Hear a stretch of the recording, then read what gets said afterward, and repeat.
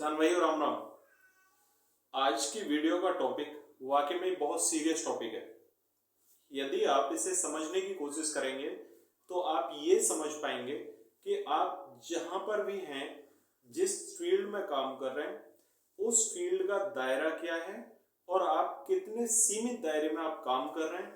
उससे आप इस बात का अंदाजा लगा सकते हैं कि आपका भविष्य क्या होने जा रहा है।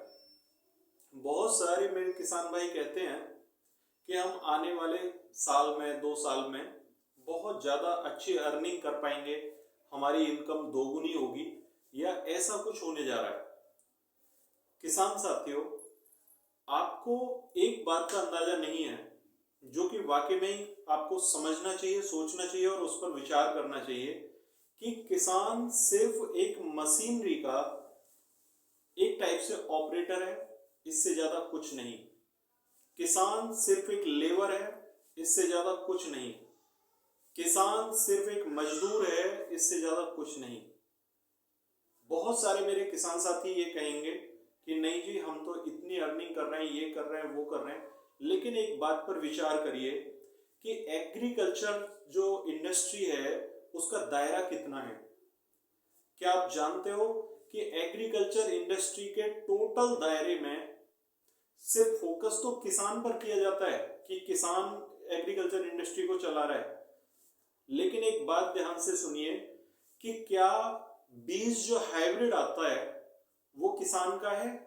नहीं है ना। क्या खाद किसान के हैं? नहीं है ना। क्या पेस्टिसाइड्स किसान के हैं? नहीं है। क्या सेल, जो प्रोडक्ट की सेल होती है तैयार अनाज की, वो किसान का है? वो नहीं है। क्या किसान कहीं पर भी मीडिएटर है जहां पर किसान सेल कराता हो? नहीं कराता।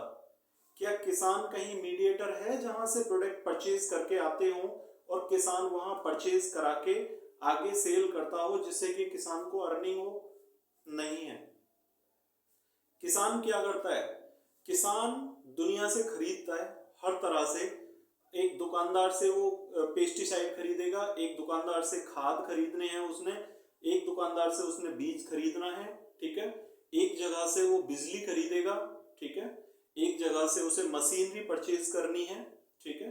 सारा सिस्टम उसे ऑर्गेनाइज करना है, मतलब सब जगह से खरीद के स्टॉक करना है अपने पास। और एक जो दाना है अनाज का, उस दाने के 10 दाने उसने बना के देने हैं, ठीक है। पूरी मशीनरी का पूरा स्ट्रक्चर किसान खरीदेगा, एक दाने से 10 दाने बनाएगा, फिर भी उसके जो रेट होंगे वो फिक्स नहीं करेगा, ठीक है।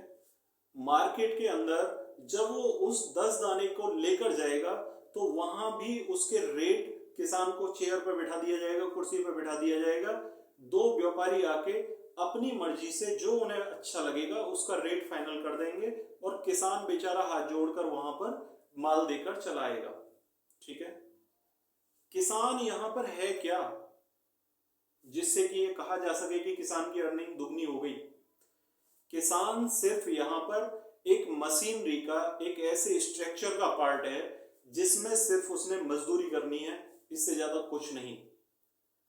अगर कुछ अच्छा करना चाहते हो ना तो खेती करने के साथ साथ अपने थोड़े थोड़े छोटे छोटे बिजनेसों पर फोकस करना शुरू कर दो।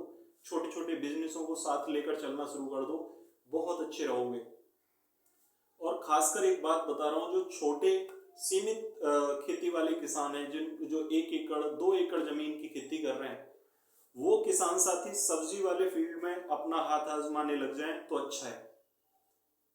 एक और पॉइंट बता रहा हूं कि जो बीज हम हाइब्रिड खरीद कर ला रहे हैं ना, बहुत बड़े स्केल पर, बहुत बड़े झमेले में पड़ रहे हैं हम लोग कि आगे आने वाले समय में हम अपनी जो सेल करते हैं उस सेल का भी 10 गुना, 20 गुना, 100 गुना रेट देकर वो बीज परचेज करके लाएंगे और हम अपने खेतों में बीमारियां बो रहे हैं, इससे ज्यादा कुछ नहीं।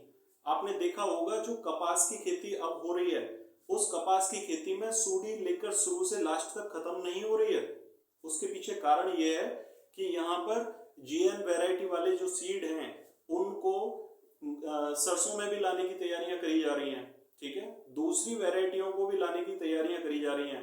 तो ये बीमारी खेतों में या फसल में नहीं है, ये बीमारी बीज में है।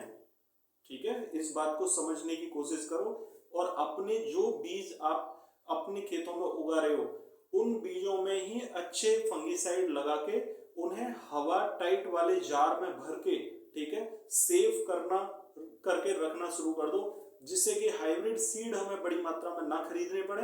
अगले साल हमारे वही सीड अपने खेत में उगाए जा सके, जिससे कि हमें कम से कम सीड का जो हम खर्चा करते हैं वो खर्चा बच जाए। ठीक है, और जहां तक रही बात खादों की, तो खाद मैंने कई सारे शेड्यूल बताए हुए हैं आपको और आगे भी नोट्स देने जा रहा हूं खाद के बारे में। उस शेड्यूल के माध्यम से खाद लगाना शुरू करो। अगला एक पॉइंट बता रहा हूं कि जो भी कीटनाशक दवाइयां हैं, एक हैवी कीटनाशक एक बार फसल में लगा के अपने कीट को खत्म कर दो। छोटे छोटे कीटनाशक लगा के बार बार स्प्रे करने से बच जाओगे तो अच्छा रहोगे। ठीक है साथियों, सबसे ज्यादा फोकस आपको करना है बीज के ट्रीटमेंट पर। अगर आप बीज का ट्रीटमेंट करके खेतों में बुआई करोगे तो आप काफी हद तक फंगस और कीट जनित जो रोग हैं उनसे बचाव कर पाओगे। ठीक है, आप एक सिस्टम का हिस्सा तो हो, ठीक, और आप उसमें फंस चुके हो पूरी तरह, कुछ नहीं कर सकते, क्योंकि जब तक हमारा किसान समाज जागरूक नहीं होगा, अवेयर नहीं होगा, तब तक हमारा किसान समाज कुछ नहीं कर सकता। ठीक है, हमें इस सिस्टम में ही कुछ टाइम तक चलना पड़ेगा। इससे अच्छा है, इसके लिए ज्यादा बेटर ये है कि हम अपनी समझ के हिसाब से कुछ चीजें ऐसी कर लें जिससे कि हम इस लूट से बच जाएं। ठीक है, मैं यही कहना चाहता था कि जो बहुत बड़ा एग्रीकल्चर सेक्टर है उसमें सिर्फ हम एक मजदूर हैं, इससे ज्यादा कुछ नहीं।